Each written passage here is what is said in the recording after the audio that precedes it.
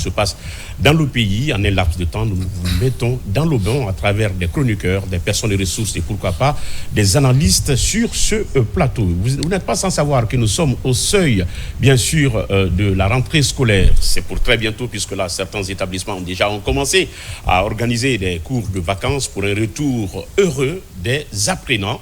Et c'est ce qui se passe dans cette émission. Nous allons parler donc d'une école qu'on appelle l'école moderne de Lambagny. On aura donc la directrice des études, mais également directrice, en un mot, de la maternelle. Elle sera donc avec nous du nom de Madame Carole Mansaré. Elle est donc responsable des études, mais également directrice de la maternelle. Et puis, un autre fait que vous savez et que vous connaissez, c'est devenu presque classique, n'est-ce pas, dans nos registres désormais. Je vais parler bien sûr des constructions qui s'écroulent, notamment les R+1, R+2, R+3 et puis ainsi de suite, qui s'écroulent et qui s'effondrent en causant des dégâts énormes et voire même des pertes en vies humaines. Qu'est-ce qui provoque, n'est-ce pas, ces effondrements et qu'est-ce qu'il faut pour les éviter? Et quand on sait que l'habitat ou la maison, c'est l'endroit où on est censé se protéger et pourquoi pas contre les intempéries de la nature. Mais malheureusement, par endroits, vous le savez déjà, vous constatez l'effondrement, n'est-ce pas, de certains immeubles. Et puis, sur ce plateau, on aura M. Kamara Moussa Yassine, ingénieur en BTP, qui va donc bien sûr partager son expertise dans ce domaine aujourd'hui avec nous. Initialement prévu du 19 au 5 et puis reporté pour le 22. Je vais parler de ce tournoi doté du trophée général Mamadi Doumbouya, président de la République, chef de l'État. Et c'est Bokeh qui va donc abriter, bien sûr, cette première sortie de ce tournoi autour du thème Paix et l'unité nationale pour une Guinée unie et prospère. Et l'initiateur est sur ce plateau. Il n'est plus à présenter, mais devoir professionnel oblige. Il s'appelle Monsieur Sékou Ahmed ou Ahmed Sékou Kamara, bien sûr l'homonyme du feu président Ahmed Sékou Touré, le père de l'indépendance et ses compagnons, mais connu sous le nom de Ahmed de Paris. On va donc discuter avec lui autour de ça. Mais il a également obtenu un trophée. Il va donc nous parler, n'est-ce pas, de ce trophée. Et comme vous le savez, d'entrée de jeu, nous avons une rubrique qui nous passe inaperçue. Il s'appelle, cette rubrique s'appelle tout simplement l'actualité, sujet non inscrit. Daouda Taba à ma droite. Salam alaikum Ismaël, bonjour à toi, à ceux qui nous entourent sur ce plateau au compte de Génite sur Coloma. Merci à vous également qui prenez un peu de votre temps au quotidien pour nous suivre pendant les 1 heure et quelques que nous égrenons au compte de cette émission pour vous informer, vous divertir et éduquer aussi. Sauf qu'il y a peu de divertissement les lundis parce que quand on parle de divertissement, il faut un la artiste à côté, et la contribution des artistes. Justement. Mais il y a des informations qui divertissent, Ismaël, justement. Sauf que nous traitons souvent sur des informations très importantes qui informent et d'ailleurs qui, des fois... Donc, comme tu l'as révélé, nous avons des non-inscrits voilà, qui pourront certainement intéresser le public qui nous suit de près. Ah oui, sauf que ce mot a vraiment voulu me créer des problèmes par le passé. Ça s'appelle le chroniqueur attitré. Mais le neveu a finalement compris la chose et puis l'a accepté. Il s'agit bien sûr de l'enfant de l'Abaya sur ce plateau. Oui, une fierté nationale. Quand tu parles de l'Abaya, c'est vraiment une localité qui mérite tout le respect. Oui.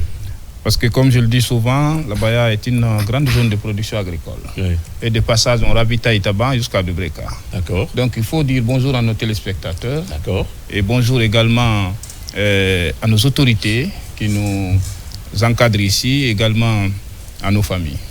Également nos familles, et d'ailleurs ces familles qui nous ont tout donné, puisque là c'est grâce bien sûr à cette unité, à cette cellule sociale qui nous a donc permis d'être là au service de la nation. Je vais dire bonjour à M. Kamara Ahmed. Bonjour cher ami. Comment ça va? Ça va et vous? Ça se passe bien? Ça va, Dieu merci. Ah oui, il faut souvent accepter les aléas de la vie, les vicissitudes de la vie, c'est comme ça, c'est ce qu'on appelle la prédestination. Tout ce qui est en tout cas prédestiné à l'homme, ça ne va pas te rater et où tu ne vas pas te rater. Inch'Allah. Comment ça va? Ça va. Grand initiateur. Et toute la Guinée vous attend au compte, n'est-ce pas, de ce tournoi. Première édition. Alors, Madame Massari, ah oui, quand c'est les femmes qui s'occupent des études, ça, il y a du sérieux. Comment ça va? Ça va très bien. Vous allez bien? Oui, ça va, merci. Parce qu'à la base, toutes les femmes sont des éducatrices quand même, hein, d'une manière ou d'une autre, à l'informel et pourquoi pas également au formel. Bon, oui. Sauf que à l'informel, c'est quand on est en famille, c'est quand on est à la maison. Et de manière formelle, c'est quand on évolue, n'est-ce pas, dans une structure de formation et d'éducation. Effectivement. Et ça, c'est votre vrai. cas. Ça, c'est vrai, ça, c'est mon cas. Oui. C'est vrai que vous avez divisé ça. Ouais. Moi, je ne diviserai pas parce D'accord. que on commence l'éducation à la maison d'abord. D'accord. C'est ce qui se passe à la maison qu'on transporte à l'école Ouais. et où on décortique en collaboration avec ce qui se passe à la maison. Ça va de pair. Je dirais même que vous êtes une pièce maîtresse, mais on va en parler tout à l'heure. Directrice des études, en tout cas de l'école moderne Lambani Plus, mais également directrice de la maternelle, chose qui n'est pas du tout aisée, parce qu'il s'agit bien sûr de gérer les tout petits qui viennent des différentes familles. Donc c'est très complexe. Oui, c'est une responsabilité énorme, parce que l'enfance, c'est très délicat. Oui.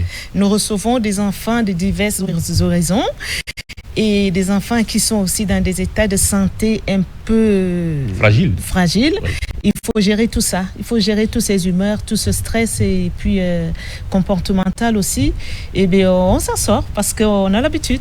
Ah oui, c'est devenu une profession. C'est ça. Déjà, alors, Daouda Taban, Aboubakar Junior, d'entrée de jeu, sujet non inscrit, sauf qu'aujourd'hui, nous allons accorder que deux minutes de part et d'autre par rapport au sujet non inscrit.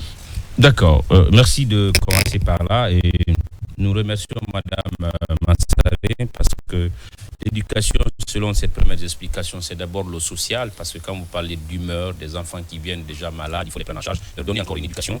C'est pas facile et bon courage vous, Madame. Merci. Ismaël, je voudrais m'intéresser je m'intéresse ce matin à une situation vraiment qui est devenue un casse-tête pour certains usagers de la capitale, surtout qui sont sur le tronçon aéroport Kipé, la ligne transversale numéro 2. Justement, la ligne directe ouverte par le ministère des Travaux publics, parce que le pont de Bambeto a avancé dans la construction. C'est ce que nous voyons en image. Justement, donc on a pris du temps pour filmer un peu et faire montrer ça aux gens.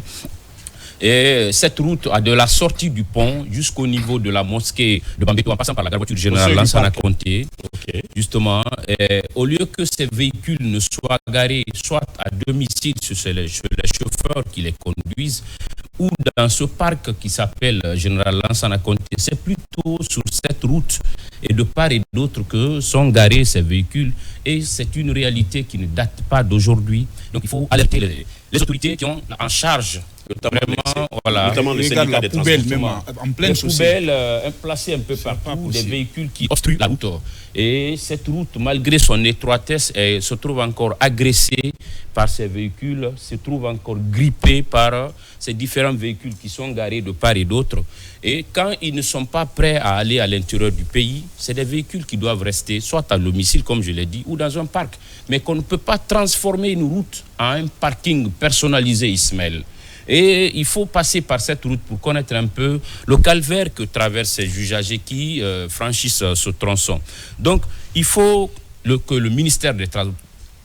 D'abord, les travaux n'ont pas fini et il y a un énorme embouteillage qui se construit déjà sous ce pont, sous cette passerelle au niveau de Bambeto.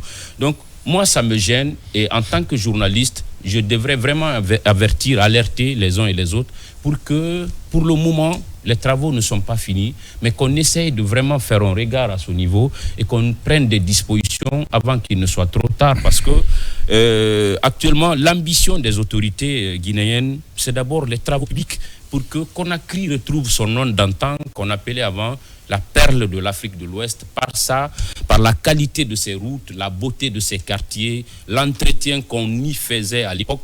Il ne faut pas que ces citoyens entre griffes qui ne respectent aucun signe de civisme vraiment viennent causer ces soucis. Oui. Et il faut arrêter. Chaque citoyen, sur quel territoire où tu te trouves, tu ne devrais pas attendre l'État, à toi d'abord de jouer ton rôle avant que les autorités n'interviennent. Parce que les gens ont une mauvaise définition de l'État. L'État, c'est Ismaël, c'est Taban, c'est Aboubakar. Ça, c'est une notion très élémentaire qui devrait être assimilée par tout un chacun. Mais ce qu'il faudrait quand même retenir à un moment donné, cette route était vraiment barrée pour cause des travaux. Et c'est suite vraiment aux différentes calvaires que les usagers rencontraient, que le ministre, le PM, lors d'une visite, pour a voulu ouvrir, s'enquérir de l'état d'avancement des travaux, aurait souhaité, n'est-ce pas, auprès de l'entrepreneur, de l'entreprise de construction, bien sûr, avec la complicité du ministre des Travaux publics, d'accepter, n'est-ce pas, de faire une ouverture. Et mais bien avant, quand la route était barrée, ce périmètre qui, n'est-ce pas, constituait bien sûr la dimension de la route, était déjà transformé à un adductif, à un périmètre adductif, n'est-ce pas, au parc automobile. Je veux parler du parc de Bambeto, général Lansana Conté de Bambeto. Au même moment, quand on a annoncé l'ouverture de la route, les syndicalistes qui y travaillent devraient quand même prendre notamment des dispositions pour débarrasser vraiment la route. J'espère que le syndicat, le ministère des Transports, le ministère de la Sécurité et de la Protection civile, n'est-ce pas, où il y a quand même ce qu'on appelle la direction la direction nationale du transport terrestre. Du transport terrestre, effectivement, bien sûr, il y a une direction devrait prendre des dispositions tout de suite, idoines, pour pouvoir effectivement se mettre en rapport avec les syndicalistes qui gèrent, n'est-ce pas, le parc de Bambeto, afin que vraiment les abords, les emprises, n'est-ce pas, de cette route soient désormais libérés. C'est une vérité très tangible. Et au sortir même de cette émission, vous pouvez vérifier à l'instant T qu'il y a des bouchons qui sont souvent provoqués par, n'est-ce pas, le stationnement inapproprié de ces véhicules. Ouais. J'espère que la route est désormais opérationnelle. Ça ne serait-ce que par, en tout cas, provisoirement, mais il faudrait quand même que les uns et les autres quand même jouent leur rôle. Alors, l'enfant de Labaya, en sujet non inscrit. Oui, un sujet non inscrit, mais vous ne pouvez pas quand même parler de mon secteur sans que je n'intervienne. Hein. Les travaux publics. Les travaux publics, exactement. C'est la volonté on vous a politique. Pas quand même, on vous a pas interdit de ne pas en parler. Donc je voudrais juste dire que c'est la volonté politique du président de la République, du premier ministre chef du gouvernement et du ministre de tutelle, Mahamadou Abdoulaye Diallo, qui ont décidé d'ouvrir alors ce pont pour permettre ce passage souterrain pour permettre si on peut avoir les images même d'alléger la souffrance des populations, parce que depuis le 13 avril 2022 vont encore nous faire vivre les depuis images. Le 13 avril 2022, c'est le président de la République lui-même qui a fait la pose de la première pierre de l'échangeur de Bambeto. Donc 24 mois après, et puis on a vu que toujours avec les déviations, ça fatigue l'embouteillage. Ils ont décidé d'ouvrir alors ce pont, ce passage souterrain pour permettre, n'est-ce pas, aux usagers de passer. Mais ce n'est pas prévu pour les grands camions. Absolument. Malheureusement, on a ouvert ici, ça n'avait pas fait une semaine, un camion frigoriste est venu taper le pont. Il savait qu'il ne pouvait pas passer. C'est dommage, c'est regrettable. Je pense qu'on va réactiver la loi sur la protection de notre patrimoine routier, parce que ça existe. Malheureusement, nous avons des meilleurs textes, mais l'application fait défaut. Il y a même une brigade qui est basée au ministère des Infrastructures et des Travaux publics pour défendre nos routes. Donc je pense qu'il faut réactiver ça. Ça, c'était le passage. Alors, au sujet non inscrit... Le passage a déjà pris... Exactement. Au sujet toujours non inscrit, oui. Je le disais la semaine dernière ici, que la fonction publique, autrefois, était réservée pour les enfants des grandes personnalités, des hauts placés. Grâce à la refondation, le président de la République a donné la chance à tous les fils de la Guinée qui peuvent servir la nation de venir servir la fonction publique en lançant un concours de recrutement à la fonction publique. On a vu le nombre des enseignants contractuels qui est parti jusqu'à 10 000 enseignants qui travaillent plus de 10 ans, ils n'ont pas de salaire. Leur situation est réglée. On est en train de recruter des autres fonctionnaires dans les autres départements ministériels. Malheureusement, dans l'organisation de ce concours-là, on enregistre encore des fraudes. Malheureusement, des fraudes où à Kindia, 744 candidats ont été soupçonnés d'avoir des sujets en amont. Et aujourd'hui, leur examen, leur concours a été annulé. C'est ce lundi, ce 19-là, que... Selon le communiqué. On relance encore leur concours à Conakry et à Mamou. Pour bonne foi, mais sinon... C'est décevant. Ouais. Si ce n'est pas la volonté justement du gouvernement, du ministre de la fonction publique, c'était dit, votre candidature est annulée, on n'a plus besoin de votre candidature. Mais ils ont décidé de réorganiser le concours pour pouvoir donner une deuxième chance ce qui constituerait déjà tous ces gens économique. Exactement. De venir encore être réévalué pour pouvoir accéder à la fonction publique. Je pense qu'il ne faut pas fatiguer le gouvernement. Il faut remercier ce processus. Parce que ceux qui n'ont pas, je le dis, je répète, ceux qui n'ont pas les parents haut placés n'avaient pas droit à la fonction publique. Aujourd'hui, si tout le monde a la chance d'avoir accès à la fonction publique, je pense qu'il faut respecter ce processus-là. Les encadreurs, ceux-là qui organisent, doivent avoir une conscience et s'inscrire dans l'optique et la vision du chef de l'État qui donne aujourd'hui la chance à tous les enfants de Guinée d'être enrôlés à la fonction publique. Je pense, Ismaël, il faut qu'on continue parce que tu n'es pas sans savoir. La semaine dernière, on a pris 4 personnes. On a vu ça dans le journal télévisé. 4 escrocs. 4 escrocs. 4 présumés escrocs. Merci de m'avoir passé l'expression. Qui étaient encore dans la situation de fraude en soutirant de l'argent par la voie de la corruption de pouvoir engager les gens à la fonction publique. Cette fois-ci, on a demandé 1 franc à personne. On n'a pas demandé de l'argent à personne. Il ne faut pas que les escrocs continuent, n'est-ce pas, de saboter ces efforts du gouvernement qui consistent aujourd'hui à enrôler les enfants sur le même pied d'égalité et la chance offerte à tout le monde. Donc, cette précision, on devrait faire. Le communiqué est là, on n'a pas le temps de revenir sur tout ça. Mais Ismaël, il faut encore sensibiliser et faire comprendre aux jeunes que l'avenir, c'est maintenant. Il ne faut pas attendre juste. Alors, si l'État donne la chance, effectivement, aux citoyens de servir leur nation à travers un concours de recrutement au niveau de la fonction publique, mais on a besoin quand même d'un certain nombre de cadres de moralité irréprochable. Mais si déjà, par le processus, courant le processus, vous-même, vous faites preuve, n'est-ce pas, de malhonnêteté et de preuve, qu'est-ce qui va être votre participation et votre contribution éventuellement une fois au sein de la fonction publique? C'est dommage. Moi, je pense que c'est dommage, c'est ce que vous avez dit. L'État, quand même, a le dos large à accepter, sans quoi la sanction pouvait être que d'annuler ces candidatures et de passer à autre chose. Mais si on revient dessus, ça veut dire déjà que ça constitue une perte économique. En tout cas, pour ceux qui ne se trouveraient pas dans cette situation, parce que dans le groupe, il peut y avoir quand même, n'est-ce pas, certaines personnes d'une certaine honnêteté irréprochable, mais si déjà il y a quand même des gens parmi vous qui sont habitués à des choses, ou à des comportements malicieux, et là, je pense que il faudrait quand même leur maudire tout simplement et essayer d'encourager l'État de continuer à renforcer, n'est-ce pas, la bonne foi du ministère du Travail et de la fonction publique, c'était déjà fini.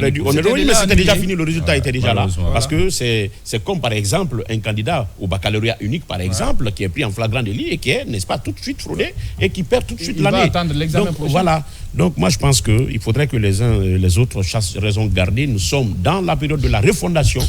Par conséquent, c'est le travail de tout le monde. Chacun, n'est-ce pas, dans son domaine, devrait avoir vraiment un comportement qui s'adapte effectivement à ce changement prôné par les autorités du pays. Nous n'avons qu'une seule femme sur ce plateau qui va donc s'exprimer tout à l'heure. C'est une éducatrice. Mais quand même, on va annoncer, bien sûr, parler un peu de ce tournoi qui, n'est-ce pas, porte le nom du chef de l'État, le général de corps d'armée, Mamadi Doumbouya. Et l'initiateur est déjà sur ce plateau. On ne peut pas être plus à l'aise que le roi. Il peut donc nous parler effectivement de cette initiative et nous dire un peu de mots comment est-ce que tout se prépare, parce que nous sommes déjà dans les dernières lignes, n'est-ce pas, du lancement et du coup d'envoi de ce tournoi. Évidemment. Merci pour l'opportunité, encore une fois. Comme je l'ai si bien dit la dernière fois, ce tournoi-là a été demandé par la jeunesse de Bokeh. Donc c'est vrai que je suis à la tête du projet, mais je ne suis pas réellement l'initiateur. L'initiative vient de la jeunesse qui, depuis un moment, voit ce que le général Mamadi Doumbouya est en train de faire en Guinée depuis son arrivée au pouvoir du côté de Bokeh et tout. Donc la jeunesse est mobilisée en grand nombre.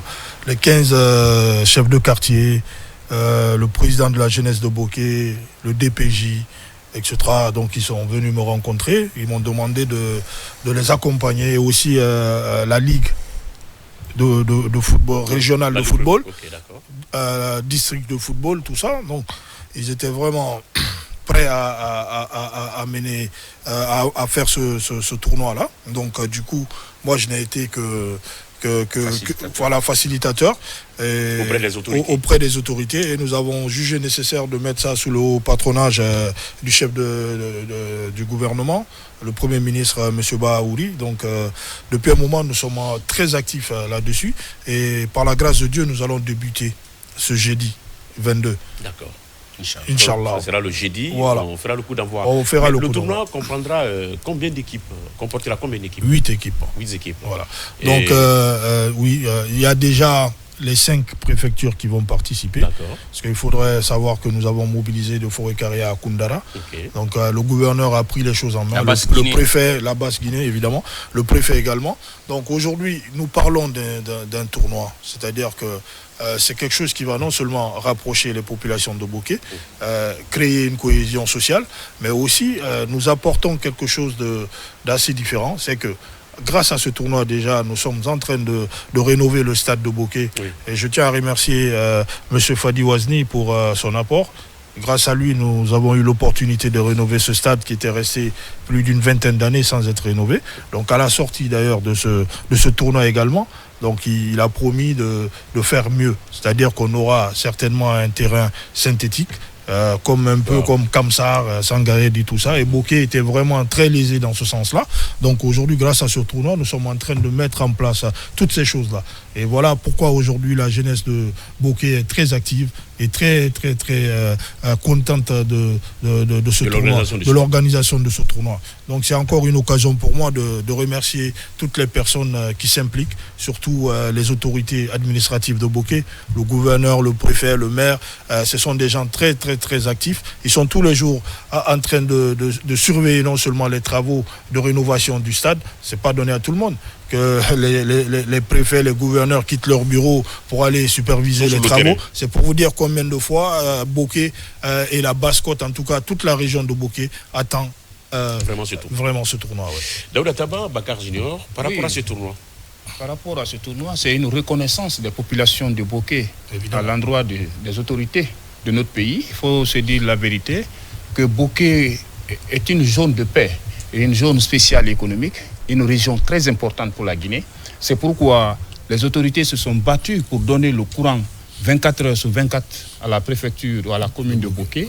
Et on a fait le bitumage de la voirie urbaine de Bokeh. Et aujourd'hui, il y a une déviation qui permet d'aller vers Sangaredi sans rentrer à Bokeh-Ville pour un peu sécuriser la population. Exactement. Pour la région de Mamou. Et quand tu viens au niveau de l'aéroport de Bokeh, juste à côté, c'est là où on a fait le lancement des travaux de la route Bokeh-Kébou pour mettre une route entre nos deux pays, c'est-à-dire une route d'intégration économique entre Bokeh et Bissau. Et là, les échanges commerciaux vont être facilement opérationnels parce qu'il y a une route à Bokeh. Donc quand tu prends le courant, tu prends la voirie urbaine de Bokeh, tu prends la route d'intégration, si cette population aujourd'hui décide de reconnaître tous ces efforts du chef de l'État, c'est un salut. Moi je voudrais dire à la fin de ce tournoi, est-ce que vous pouvez aussi faire des activités annexes comme des formations d'entrepreneuriat et autres pour la jeunesse? Non, ça a déjà été fait. J'avais offert des formations dans ce sens-là à plus de 1500 jeunes. C'était en saponification et en recherche de techniques d'emploi. Donc c'est à partir de ce moment-là d'ailleurs que l'idée de faire le tournoi aussi est venue. Donc les jeunes étaient contents, les populations également. Donc aujourd'hui, il faut que les uns et les autres comprennent que ce tournoi-là, ce n'est pas du tout un tournoi qu'on fait de manière démagogique. Puisqu'en Guinée, aujourd'hui, nous rencontrons pas mal de critiques, tout ça, etc. À chaque fois qu'on parle du chef de l'État, certains deviennent fous. Il faut qu'ils comprennent qu'aujourd'hui, vous venez si bien de citer les réalités et les acquis du président de la République, tout ce qu'il a pu faire pour cette localité, et c'est tout à fait normal que les populations lui soient reconnaissantes. Donc voilà pourquoi la population de Bokeh a dit un truc à travers les jeunes que ce tournoi-là allait être exceptionnel. Il y aura une grande mobilisation. Nous ferons en sorte que ce tournoi soit l'un des meilleurs tournois jamais organisés pour un chef d'État depuis l'histoire de notre pays. Très sincèrement. Mais il y a quand même des perspectives par rapport à ce tournoi. C'est ce qu'en tout cas on aurait appris. Après Bokeh, ce tournoi aura un caractère tournant. Ouais, ça serait pas mal non plus. En tout cas, toutes les régions qui ont quand même eu à bénéficier des réalisations du président de la République et tout, je pense que c'est tout à fait normal. Bon, maintenant, pour l'instant, nous allons d'abord nous focaliser sur notre première édition que nous sommes en train de faire. Parce qu'après la réussite de cet événement, nous pourrons peut-être élargir sur les autres régions. Mais c'est plus facile de faire avec des personnes qui sont motivées, comme les gens qui sont à Bokeh aujourd'hui, qui applaudissent réellement le général Mamadi Doumbouya pour tout ce qu'il a réalisé. Donc on ne peut pas aller non plus dans des zones où les gens ne sont pas favorables quand même à recevoir des idées comme ça. Il faut, nous, c'est quand les populations viennent, quand la jeunesse vient vers nous, nous demander, bon, aujourd'hui, sans vous mentir, on est sollicité un peu partout, c'est vrai. On a été contacté par d'autres jeunes, que ça soit à Cancan ou ailleurs, où les jeunes veulent vraiment qu'on fasse la même chose. Parce que cette organisation est très différente des autres. Donc non seulement le 4 septembre, où il y aura une lecture coranique pour les disparus du 5 septembre, pour la Guinée, pour la paix, pour la cohésion sociale et tout.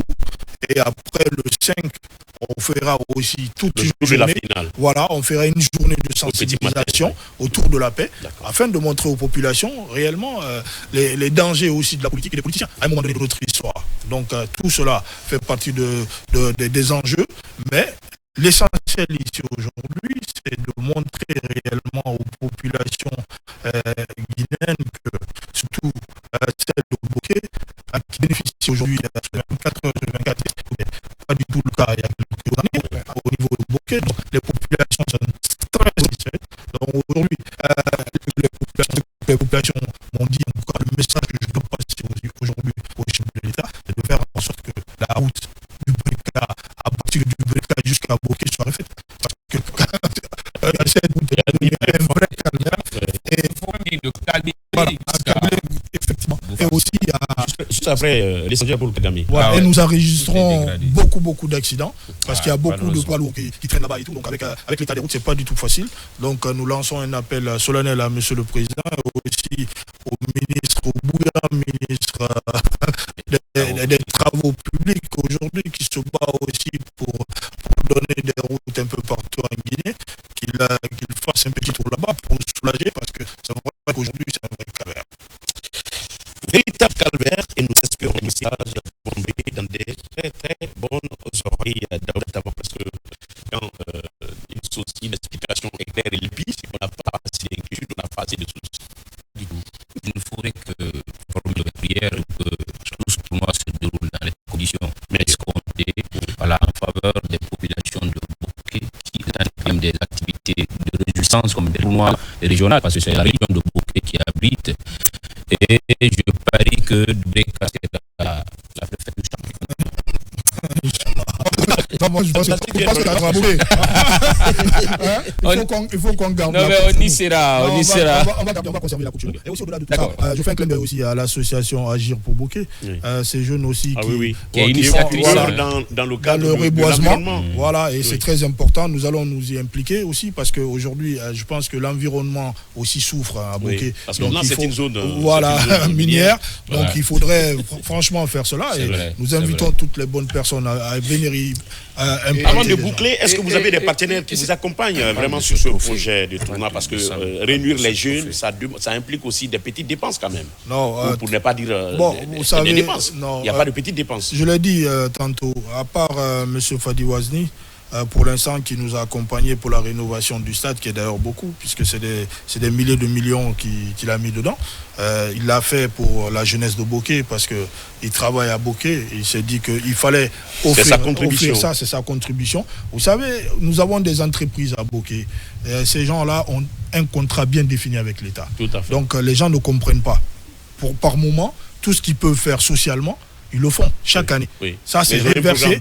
Voilà, c'est ça. Ils donnent ça au gouvernement. Le contenu local. Voilà, à travers le contenu local. Mais les populations n'arrivent pas à comprendre, il faut se le dire. Ils pensent que quand une entreprise existe, il faudrait l'entreprise doit s'impliquer forcément. Ce ne sont pas des personnes qui sont approchées également par moment.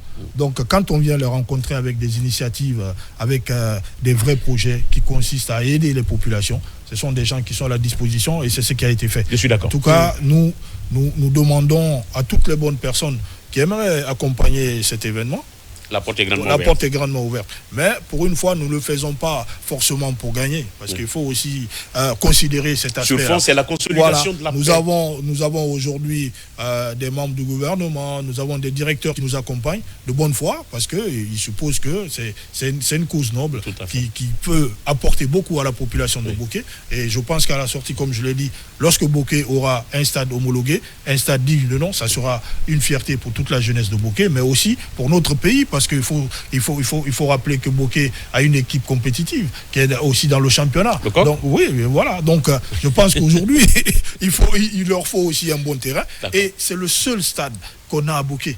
Puisque même lorsqu'on a commencé la rénovation des travaux, on a demandé aux jeunes de ne pas venir au stade, mais ça a été un vrai affront. C'est-à-dire qu'on a rencontré... Et c'est sur le stade, d'ailleurs, je dirais qu'il y a même une école à l'intérieur. Bien sûr, évidemment. C'est Gorin, hein? Oui, il y a une école à l'intérieur. À l'intérieur du stade? Oui, bien sûr. Mais à l'extérieur. Excentré. Non, mais c'est pour vous dire combien de fois... C'est là-bas les atoniques ont été... J'ai failli étudier dans cette école. Voilà, mais c'est quand même grave, quoi. Bokeh, c'est le poumon de l'économie de notre pays. Donc, que ce poumon-là, qu'une ville qui apporte quand même autant à notre nation ne puisse même pas avoir un stade praticable. Je pense que ça, c'est vraiment... C'est déplorable et inconcevable. Il y a 3 clubs. Zénith va en congé pour aller assister au tournoi de Bokeh. Vous serez donc il faut réserver nos chambres. Non. Zénith reste et demeure parce que les téléspectateurs en ont besoin. On ira produire à Bokeh. On va donc envoyer... Non, oui, il y a peut-être l'équipe du lundi mardi. Mais Zénith va rester Zénith. Ah non, monsieur Ismaël ne veut pas venir. Voilà, mais bien sûr, je vais être là. Vous n'avez pas compris. Zénith va continuer. Ah d'accord. Ce n'est pas la seule équipe quand même. Ah d'accord. Ok, on va transporter une équipe. Exactement. Il n'y a pas de souci. Pour le moment, on va essayer de changer de cap. Et ça, c'est la proposition de vraiment mon chroniqueur Bakar Junior. Nous allons peut-être aller produire vraiment Zénith en direct à partir de là, mais il faudrait quand même l'implication de la directrice générale et pourquoi pas son DGA et toute la chaîne. Alors, je tiens à remercier solennellement monsieur le ministre de l'information et de la communication. Franchement, il nous a beaucoup accompagnés. Grâce à qui vous êtes là? Grâce à qui je suis là, et il n'a pas lésé sur les moyens également pour nous accompagner. Il a contribué avec la bonne acceptation de la directrice. Voilà, évidemment. Donc vraiment merci à lui et merci à la directrice également. Très bien, à la direction générale en émo. Alors on va donc changer juste de sujet, mais sauf que il n'y a qu'un pas entre le sport et l'éducation. Madame Carole Mansaré, j'ai rencontré une certaine Carole Péto. Ça, c'était à l'occasion d'une formation en Égypte, mais elle est togolaise. Est-ce que vous êtes d'origine togolaise? Non. Très bien. Mais dans votre nom, dans votre patronyme, Mansaré, c'est écrit avec M-A-N-S-A-R-A-Y. C'est très rare. Oui, parce que ce n'est pas le Mansaré de Guinée, c'est le Mansaré de la Sierra Leone. D'accord. Mon mari est sierra-léonais. D'accord. Ah, là, d'accord. Ça se comprend. Vous savez, la femme n'a pas de nationalité. Elle suit seulement son foyer. Et partout où elle va, elle devient d'office native, n'est-ce pas, de la localité. Alors, et si on parlait de l'école moderne, Lambagne Plus? Oui, j'aimerais bien qu'on parle de l'école moderne Lambagne Plus. Vous savez, c'est situé à Lambagne, comme le nom le dit, juste à côté du terrain russal. Quand vous êtes au terrain russal, vous levez les yeux, vous allez voir la bâtisse, qui est rose et rose fuchsia. Alors, c'est une école qui a été bâtie par quelqu'un de cœur, une dame, parce que comme vous avez dit tout à l'heure au début, que l'éducation c'est la femme. Donc, ma foi, je pense que beaucoup d'écoles en Guinée sont bâties par les femmes. Alors, d'où notre engouement. Donc, l'école... Pourquoi plus? Parce qu'elle a déjà fait une première, qui n'est pas très loin de celle-là. D'accord. Donc c'est une ramification. Justement. Une extension des mots. Effectivement, un peu plus grand. Okay. Alors, quels sont les différents niveaux qui s'y trouvent? Alors, normalement, nous allons jusqu'en terminale. D'accord. Mais pour cette année d'ouverture, nous allons nous limiter. Parce qu'on ne peut pas prendre le risque d'aller jusqu'en terminale, parce que on va recevoir des enfants qui viennent d'un peu partout. Et donc, on ne connaît pas vraiment comment est-ce qu'ils ont grandi dans certaines écoles. Parce que l'école, c'est une éducation. Donc, qu'est-ce qu'ils ont appris là-bas? Et comme nous voulons l'excellence, Et nous avons vraiment tablé sur notre étiquette, parce que nous voulons que les enfants qui viennent de notre école, qui sortiront de notre école, soient vraiment des enfants sélectionnés. C'est-à-dire qu'on dise, on sort de l'école moderne Lambani, plus qu'on dise, ah, ok, d'accord. Un peu comme les Harvard aux États-Unis. Waouh! Vous êtes très, très ambitieux, là. Oui, on voit loin, parce que la fondatrice voit loin. Okay. Donc, nous voulons aller sur cet angle-là. D'accord, c'est votre particularité, parce que vous voulez offrir effectivement l'excellence. Et qui parle de l'excellence parle aussi de, n'est-ce pas, l'encadrement pédagogique. De l'encadrement pédagogique. Alors, comment justement, vous procédez au recrutement? Parce que là, vous n'êtes pas sans savoir quand même qu'il y a beaucoup de critiques aujourd'hui au niveau des écoles privées. Parce que là, aujourd'hui, on retrouve n'importe quel enseignant dans les établissements ou dans les institutions d'enseignement privé.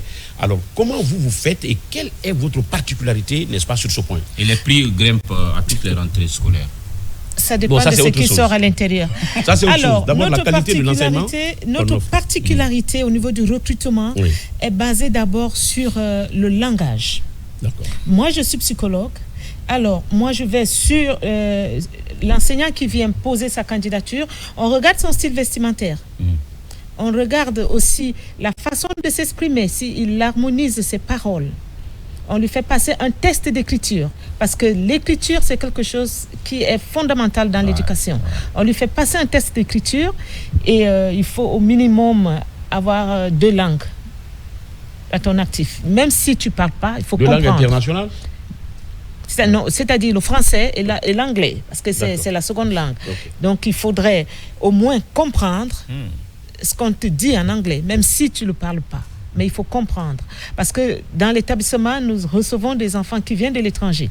Donc, la première base, il faudrait que l'enseignant sache dire how are you, good morning, what happened? Donc, les choses comme ça. Donc, ça aussi, on se base sur ça. Et la particularité qu'il y a dans notre école, c'est que nous avons pris plusieurs nationalités. Parce que dans une école, quand il y a plusieurs nationalités, on a plusieurs façons de transmettre le savoir. Alors, nous avons des Camerounais, nous avons des Congolais, nous avons des Béninois, nous avons des Togolais, nous avons des Ivoiriens, nous avons des Sierra-Léonais. Pourquoi vous n'avez pas nommé l'école panafricaine de Lambani plus? Je pense que ça vient avec le temps, parce que les enfants que nous allons recevoir, c'est eux qui feront la publicité quand ils sortiront de notre école. Et alors, le nom changerait peut-être. Ça, c'est entre parenthèses. Et là, en ce moment, vous allez me payer une facture. Parce que vous n'avez pas dit ça ici, c'est moi qui ai proposé. Alors, vous savez, vous êtes incontournable. Alors, Daouda Taban, Abakar Junior, moi, je voudrais m'interroger sur la diversité linguistique que vous avez à l'école, au-delà que l'enseignant ne parle les 2 langues. Qu'est-ce que vous enseignez? Est-ce que c'est en français seulement que vous enseignez ou bien dans combien de langues on enseigne? Alors, comme c'est le primaire, on commence à enseigner l'anglais comme seconde langue. Et ça commence à la petite enfance. Donc, on table là-dessus. L'objectif, c'est que notre enfant, quand il va arriver en 5e année, il faut qu'il sache tenir une bonne petite conversation en anglais. À l'interne, vous avez quand même quelques commodités qui retiennent les élèves de primaire. Par exemple, est-ce qu'il y a des espaces de jeu, des espaces verts quand même, parce que quand on parle d'enfance, de l'enfance plutôt, il y a quand même les jeux qui rentrent aussi en jeu pour la bonne éducation. Surtout qu'elle est la directrice. Alors, nous avons... la maternelle d'ailleurs, il y en a. Alors, dites-nous. Nous sommes débordés de jouets. D'accord. Nous sommes débordés de jouets en ce qui concerne la petite enfance. Parce que l'éducation de la petite enfance va avec le jeu. Exactement. Alors, en ce qui concerne le sport pour la petite enfance, nous avons une salle de motricité. Parce que ça, c'est un espace réservé aux enfants. Parce que nous recevons les enfants plus petits, de 17 mois. Donc, pour que cet enfant ait un espace de jeu, il ne faut pas qu'il aille dehors. Parce que nous avons les épidémies, nous avons ceci. Donc ils sont fragiles en ce moment-là. Ils sont fragiles, donc il faudrait éviter. Et puis nous avons la saison pluvieuse qui est très, très, très forte en ce moment. Donc nous avons une salle de motricité, là où nous recevons les enfants pour le sport. Nous avons des toboggans qui sont placés dehors. Nous avons des piscines gonflables quand il va faire très chaud. Donc les chevaux essaient de jouer à l'intérieur. Accompagnés bien sûr par des monitrices Le régime il est comment? Interne ou externe? Vous avez des étudiants, des élèves à l'internat, de quelle heure à quelle heure par exemple? Nous n'avons pas l'internat. Nous avons un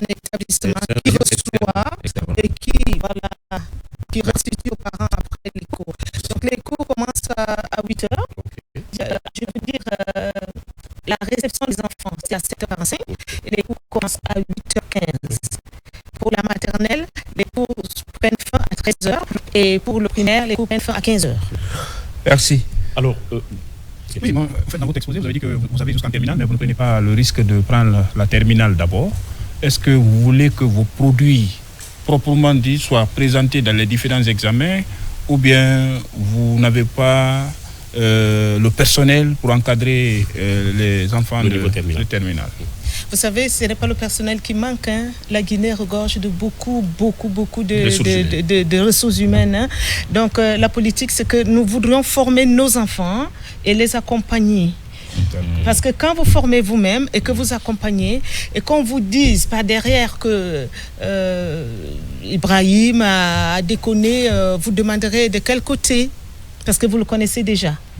Donc nous voulons nous-mêmes fabriquer nos enfants que nous allons accompagner. Donc l'école va ouvrir chaque année une classe. On ne lâche pas les enfants. Progressivement, oui. Espérons que quand on parle d'école privée et surtout de formation, en tout cas d'encadrement de qualité, il y a deux aspects aussi qui l'accompagnent. Le premier aspect, c'est le coût. Alors, est-ce que vous proposez vraiment un coût compétitif, accessible aux parents qui vous regardent dans cette émission? Oui, on propose un prix raisonnable. Compte tenu de l'édifice, certains fondateurs iraient plus.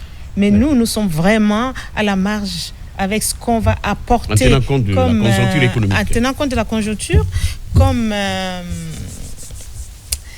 il y a beaucoup d'écoles privées. D'accord. Et ce qui est à l'intérieur n'est pas toujours... voilà, c'est entre guillemets. Mais nous apportons quand même. Il y a des écoles même qui se trouvent dans des habitations domestiques. Voilà. Qui n'ont pas de toilettes, qui prennent des seaux pour aller derrière la maison. D'accord. Mais nous avons tout à l'intérieur. Nous avons une infirmerie. Nous avons des psychologues dans l'école. Nous avons des orthophonistes pour recevoir des enfants en difficulté. Une cantine. On a une cantine, on a une boutique. Et puis, le repas se passe sur place et c'est bio. D'accord. C'est vraiment c'est bio. Encore une innovation. Alors, parce que là, aujourd'hui, beaucoup d'enfants et dans d'autres établissements viennent acheter du n'importe quoi aux alentours où vraiment les encadreurs n'ont pas assez de contrôle. Il n'y a pas de bonbons. Les sucreries sont contrôlées. OK. Alors, pour le coût, nous allons à 7 millions pour le primaire et à 6 millions pour la maternelle. Waouh, 6 millions, 7 millions. 7 millions pour l'école primaire et 6 millions pour la maternelle. C'est donné, hein. Et si tu as 4 enfants pour cette école? Oui, il y aura des remises, forcément. Alors, mais il y a toujours cette stratégie de calcul. Mais là, il y a un autre aspect. Ce sont les enfants qu'on réunit. C'est des enfants qui viennent des différentes familles. Il y a l'aspect sécurité. Qu'est-ce que vous pouvez dire? Quelle assurance pouvez-vous donner vraiment aux parents sur cet aspect sécurité? Alors, la sécurité, l'école est sur plusieurs niveaux. Et par niveau, nous avons 2 agents de sécurité qui sont par niveau. Et dans les salles de classe de la maternelle, il y a 2 enseignants, c'est-à-dire un enseignant et une ACM. Oui. Et l'enfant ne part pas aux toilettes seul. Et l'enfant est accompagné par l'ACM. Oui. Et nous avons un système de caméra qui détecte les mouvements.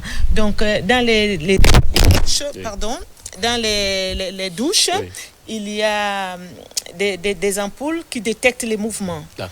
On a retiré les clés des portes des toilettes parce que nous avons 6 toilettes pour les filles, 6 toilettes pour les garçons par palier. Alors, comme je disais, on a 2 agents de sécurité qui traînent. On a des ACM qui sont là. Et puis, comme il y a des caméras, on a un écran de télévision, un grand moniteur, écran, voilà, où il y a quelqu'un qui est posté là-dessus pour faire la surveillance. D'accord. Alors, si vous avez un message clé à passer dans cette émission, par rapport aux parents qui vous regardent dans cette émission, vous avez cette caméra en face de vous, message rassurant, de confiance, quant à la sécurité, quant à l'accessibilité, mais également quant à tout ce que vous pouvez donner vraiment pour rassurer un parent qui s'inquiète sur là où il faut envoyer son enfant. Alors, chers parents, je vous garantis la sécurité parce que je suis moi-même maman. Alors, j'imagine le stress que vous avez quand vous déposez vos enfants à l'école le matin et que vous partez, l'enfant soit il pleure, soit il vous dit au revoir maman avec l'espoir de vous revoir dans la soirée. alors je vous garantis que votre enfant sera dans de bonnes mains. Vous nous confiez vos enfants, vous confiez vos enfants à la sécurité. Parce que le parent, quand il laisse l'enfant et il part, il faut qu'il soit content, il faut qu'il rie. Et vous aurez à disposition les numéros de téléphone de l'enseignant de votre enfant. Si vous êtes stressé, il y aura un contact. Si vous êtes stressé entre l'heure de la sortie, vous pouvez appeler le parent et faire un coucou à votre enfant. D'accord. Alors, est-ce qu'il y a un contact officiel à donner à ces téléspectateurs? Oui, il y a un contact. Parce que là, je vois des numéros. Le premier. Voilà, le 610 223 324. 610 223 324. Et le 623 00 22 02. Ouais. 623 00 22 02. Mme Carole Massaré, elle est responsable des études de l'école moderne Lambagny, et également elle est directrice de la maternelle. Nous allons partir avec le sport juste, et puis merci d'être passé dans cette émission. Je vous remercie. Merci. Après cette première activité, le directeur de l'école et quelques cadres invités ont tenu des discours.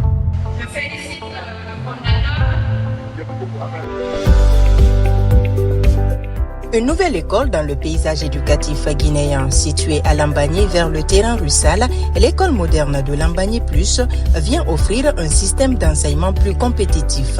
Composé de 27 salles de classe, de salles d'informatique, d'infirmerie, l'école moderne de Lambagny Plus se veut un modèle dans l'apprentissage. Même des caméras de surveillance, un parking ainsi qu'une salle de conférence sont mises en place. Pour plus d'infos, appelez au 610 22 33 24.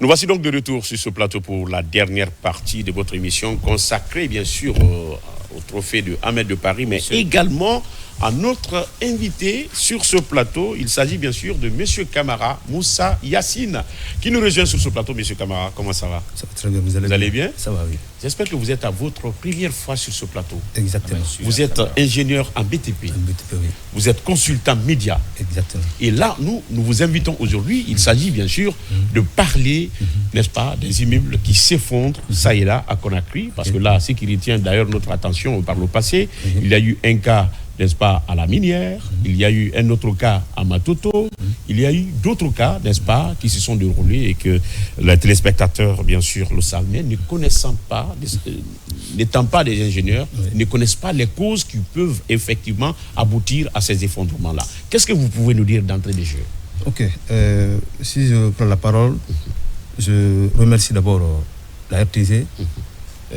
Mon thème, c'est un thème purement technique. Il s'agit des édifices à niveau.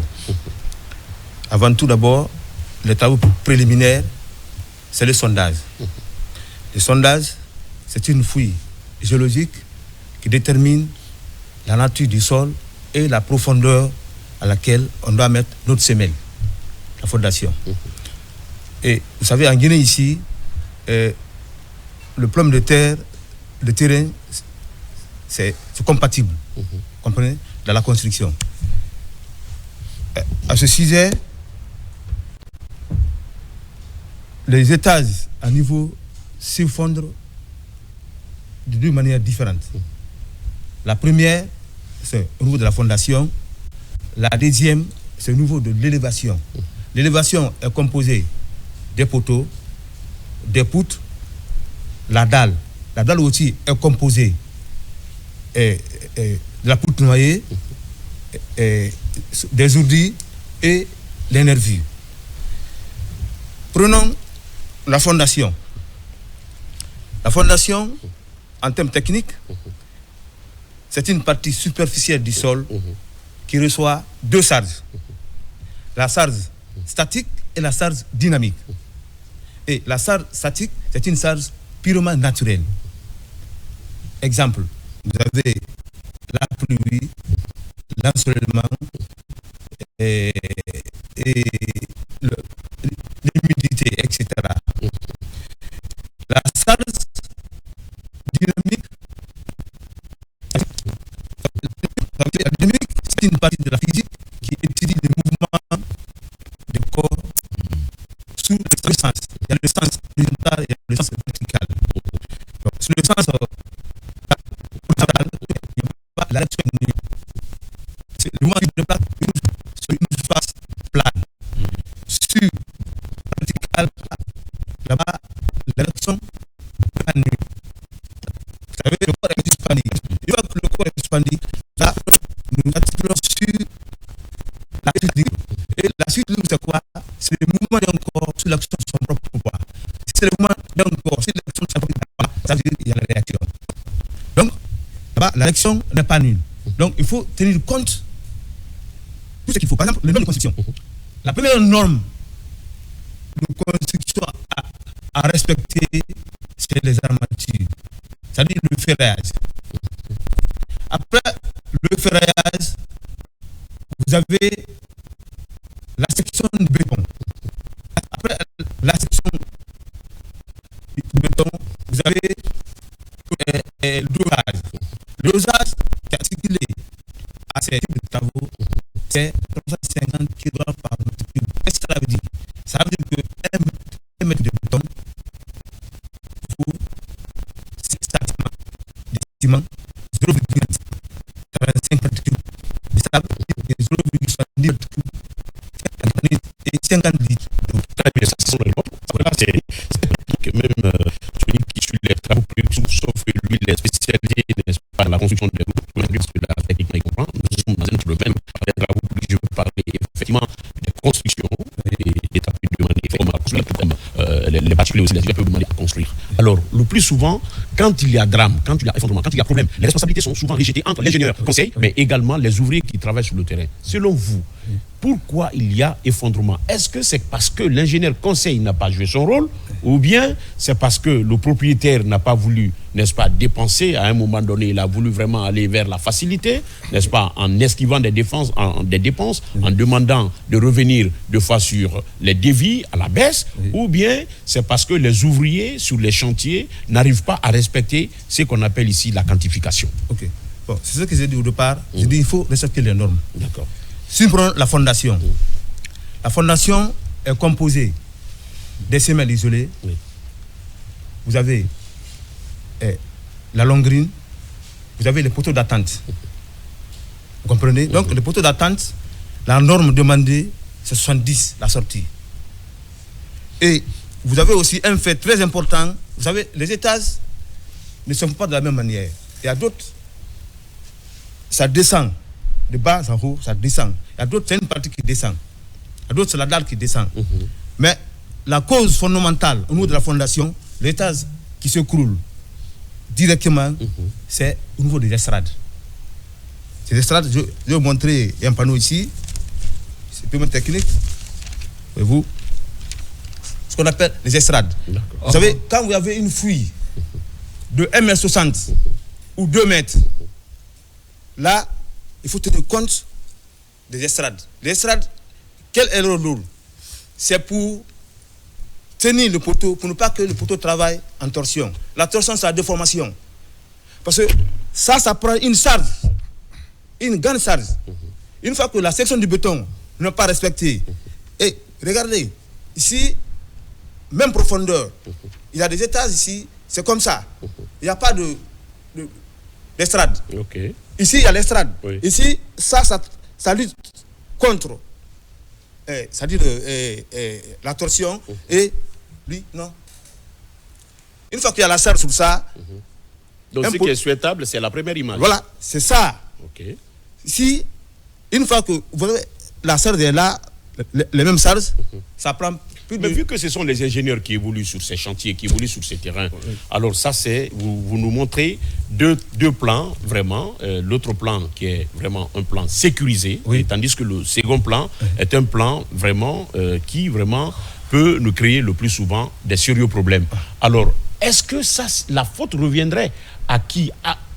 On peut situer la responsabilité à quel niveau? Parce qu'un ingénieur, par exemple, vous êtes ingénieur en BTP, un ingénieur qui a fait des études par rapport à ça, des calculs ainsi de suite, qui a, n'est-ce pas, un contrat qui a un marché, soit auprès de l'État ou un individu, pour la construction, par exemple, d'un immeuble L+2, L+3, L+4, n'est-ce pas, et qui, n'est-ce pas, propose d'ailleurs des plans. Quel doit être le rôle fondamental, n'est-ce pas, de l'ingénieur conseil par rapport, effectivement, à la construction? Très bien, la question, du truc. Elle est très bien arrivée. Un ingénieur, c'est un semi-ouvrier. Un bon ingénieur, c'est un semi-ouvrier. Qu'est-ce que ça veut dire? Ça veut dire que tous les travaux techniques doivent être exécutés à sa présence. En commençant par le ferraillage, c'est-à-dire les armatures, en posant les semelles. Parce qu'en posant les semelles, il y a des problèmes. Quand vous laissez avec les ouvriers, là, vous savez, il y a la largeur, il y a l'épaisseur. Normalement, on le place en fonction des épaisseurs pour ne pas qu'il y ait la rotation. C'est ce qui fait que certains bâtiments s'effondrent. Parce que quand ils se trompent, en posant les poteaux en fonction de l'épaisseur, après, ils vont dire maintenant de tourner. Alors, bon, on va faire nouveau de la longueur, on tourne. Mais il trouve que si c'est 8 grains qui travaillent, ce n'est plus les 8 grains qui travaillent, hein, c'est 4 grains maintenant qui travaillent. Parce qu'une fois que vous tournez, et au niveau de la fondation, dans la fouille, c'est les 8 qui montent. Mais comme il y a l'erreur, parce que l'erreur c'est quoi? C'est lorsque les poteaux vont sortir au niveau des chambres ou au niveau du salon. Donc ils vont dire, ah bon, au niveau de la longueur, on va changer. Là c'est grave. Donc ce n'est pas négociable, ce n'est pas colmatable, on ne peut pas colmater. Non, on ne peut pas colmater ça. Soit vous laissez continuer jusqu'à la fin, mais une fois que vous tournez, vous faites ça 1 poteau, 2 poteaux, 3 poteaux, même si le dosage est normal, ça ne peut pas aller. Donc ça veut dire que si, à vous entendre, la responsabilité, n'est-ce pas, de l'ingénieur conseil qui suit les travaux, et c'est-à-dire devrait d'abord passer par sa disponibilité. Exactement. Mais s'il n'est pas disponible, il a plusieurs projets, plusieurs chantiers à surveiller, parce que c'est ce qui arrive le plus souvent. Il a confiance à des manœuvres et à ses ouvriers, ils font certains travaux et puis ils viennent constater qu'il y a erreur, par peur de perdre le contrat ou par peur de rembourser les dépenses qui ont été injectées par le propriétaire, il ferme les yeux, il continue. Est-ce que c'est le plus souvent quand même retenir que la responsabilité, n'est-ce pas, des ingénieurs conseillers de la construction des immeubles est primordiale et incontournable? Ils sont les premiers responsables, n'est-ce pas, vis-à-vis, n'est-ce pas, des rats de fond. Oui, les ingénieurs sont le premier responsable. C'est pour ça que je dis que tout le fait technique peut être exécuté à la place de l'ingénieur. Vous ne savez pas, c'est la pratique. L'ingénieur, lui, il a étudié. Il connaît comment le béton travaille. Il connaît comment le poteau travaille. Il connaît comment la poutre travaille. Mais ce jour-là, il ne connaît pas. C'est pour juste poser la brique. Je suis allé dans un sentier, c'était pour un de mes grands. On devrait couler le poteau à 350, ce qu'on va mettre cube. Je suis venu, j'ai trouvé qu'ils ont mis 20 brouettés. Ça fait 1 mètre cube de sable. Maintenant, que leur dit de mettre 15 sacs. Je suis venu. Quand je suis venu, j'ai demandé. Et on commence à dire non. Et là, j'ai là-bas. Le propriétaire, j'ai l'appelé. Le propriétaire est venu. Il dit non, ça il faut 20 ou vous diminuez 5 brouettés. Il est allé à la maison. Je crois qu'il a appelé l'ingénieur titulaire. Lui, il a dit non, mon frère, c'est qu'il a exécuté. Et on a mis les 20 sacs. Et j'ai veillé. C'est la disponibilité de cet ingénieur. Voilà. Parce qu'il n'était pas présent. Il était ailleurs. Non, il m'a confié. Il n'était pas. C'est à cause de ça qu'il m'a confié. Parce qu'il a confiance à moi. Et j'ai exécuté. Maintenant, le lendemain, quand ils sont venus décoffrer les poteaux, j'ai appelé là. J'ai dit là, venez. Il est venu, il a regardé. En enlevant sur les planches, il y a même. C'est un planche, c'est-à-dire qui lâchait. Il y a même le feu qui sortait. J'ai dit, voilà, là. Donc, il faut parce que c'était solide. C'était solide. Très bien. Ma question, vous allez regarder la question. et votre question va être orientée autour de ce trophée. Vous deux, occupez-vous, n'est-ce pas, de Ahmed par rapport à ce trophée? Oui, tu vas revenir à lui, mais le temps pour... Tu vas revenir à lui. Parce que Yacine, quand même, ne va pas continuer. On vous a appelé ici comme consultant, mais il ne faut pas faire votre promo, quand même, votre atalakou sur ce plateau. Non, c'est pas ça. Ouais.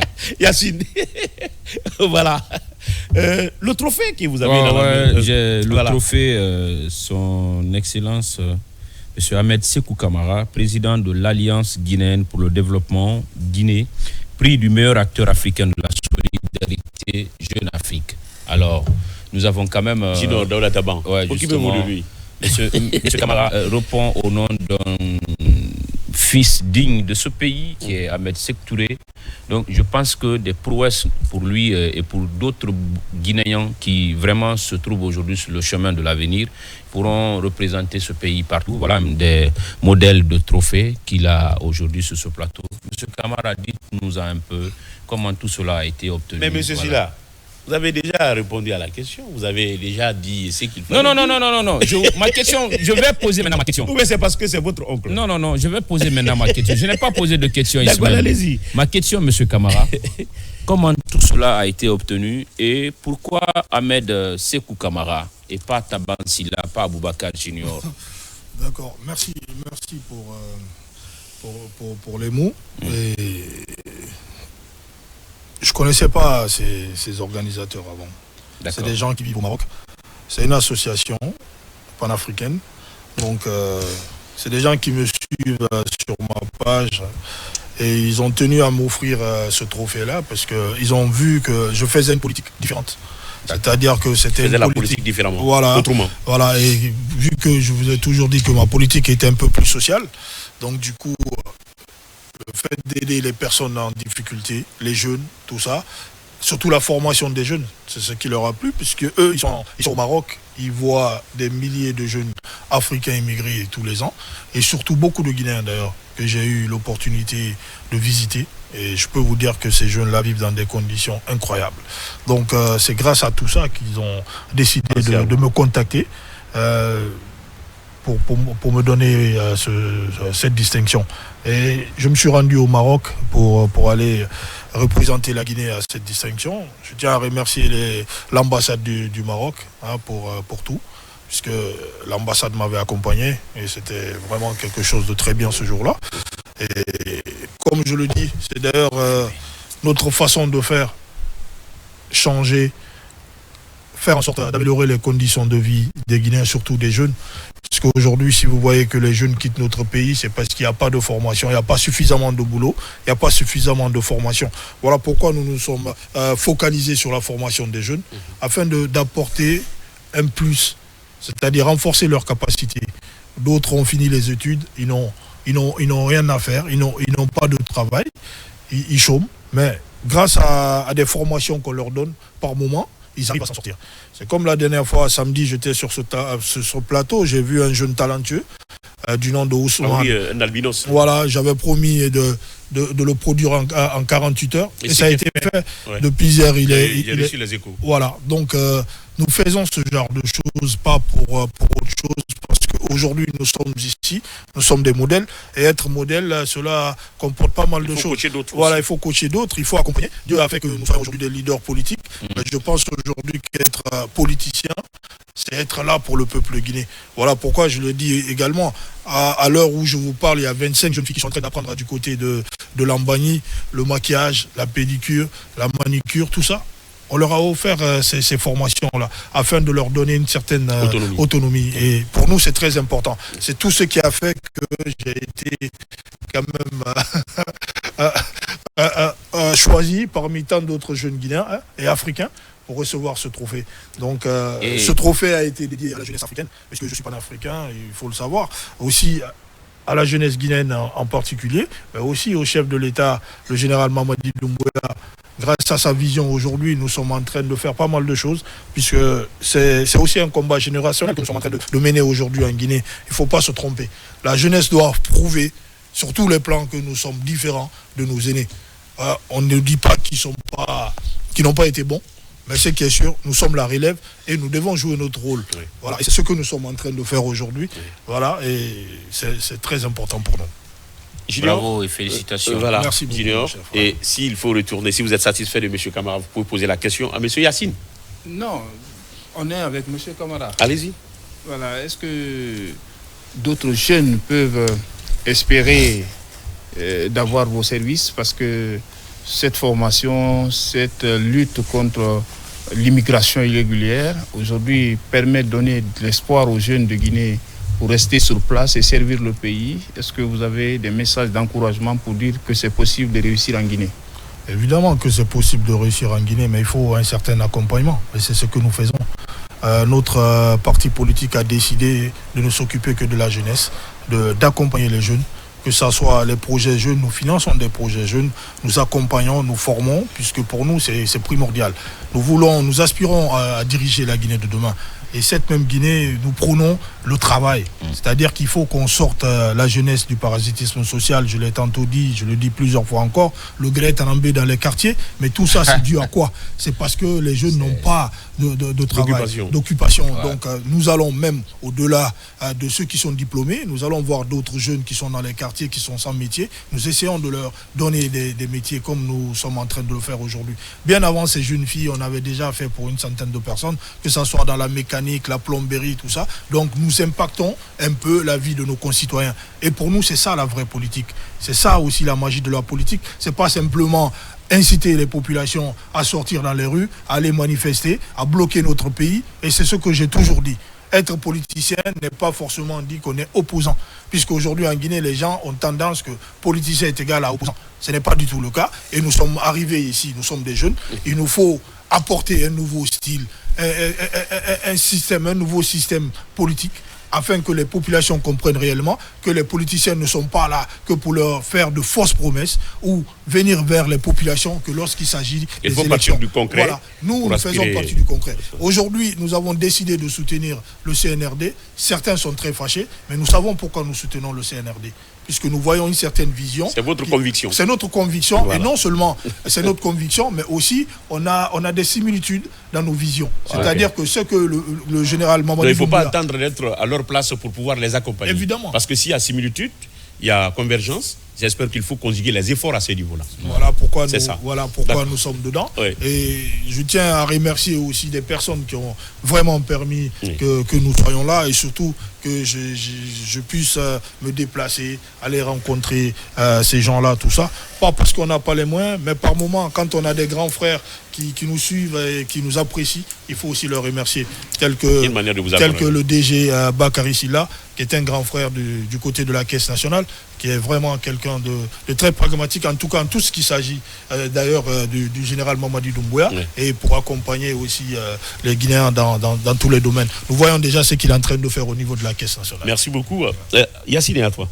Oui, monsieur Yacine, vous parlez d'un sujet extrêmement important, qui parle de la sécurité, parle l'effondrement des immeubles, c'est la sécurité. Exactement. Mais l'État a fait des efforts à travers la mise en place du laboratoire national du bâtiment et des travaux publics. Oui. Bien avant, il y a le ministère aussi de l'urbanisme et de l'habitat qui est chargé de donner des permis de construction. Et qui est ingénieur aujourd'hui? Est-ce qu'il y a une structure aujourd'hui qui gère les ingénieurs, qui donne l'autorisation à un ingénieur de bâtir un immeuble en tenant compte bien entendu de la sécurité? Oui, vous savez, pour bâtir un immeuble, il faut faire d'abord le sondage. Après le sondage, on vous livre le permis. Le permis est livré par l'habitat communal. Donc, l'ingénieur ne doit pas suivre ce sujet. Lui, c'est le plan qui lui exécute et les normes à exécuter. Parce qu'une fois que toutes ces normes-là sont exécutées à 100%, il y a la loi de la construction. Justement. La loi de la construction parle de trois lois. Premièrement, la résistance. Deuxièmement, la stabilité. Troisièmement, la dureté. Une fois que l'édifice est bien fait, ces trois lois-là devraient être respectées. Mais pour respecter, il faut respecter ces normes. Techniques. D'accord. J'aurais voulu faire un exposé, comment calculer tout ça. Je calcule. Je peux les calculer. Monsieur Yacine, dans le cadre d'une de nos émissions qu'on appelle École guinéenne, on va peut-être voir, je le dis sous le contrôle du chef de programme,